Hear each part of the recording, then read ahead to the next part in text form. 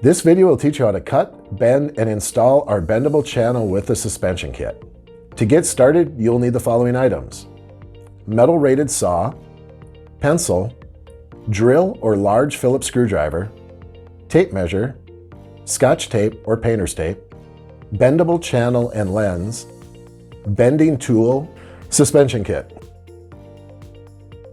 Start bending the channel using your bending tool. It's best to start in the middle and work your way towards the end in a symmetric manner. If bending both sides, we suggest marking the center and then 1 foot to the left and right of center.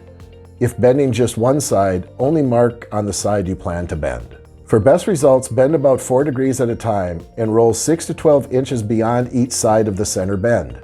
With the longer roll, the less chance of any indentation on the channel.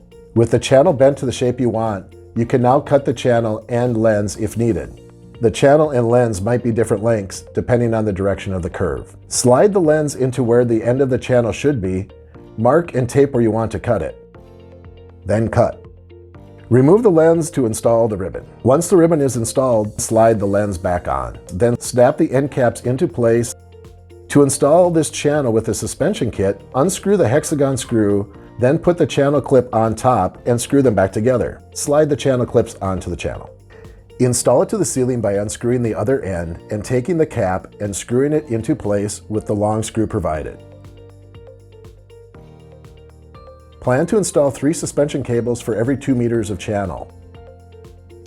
To adjust the length of the suspended channel, press the ceiling plunger in and pull the cable through the top to the desired length, and then trim the excess wire.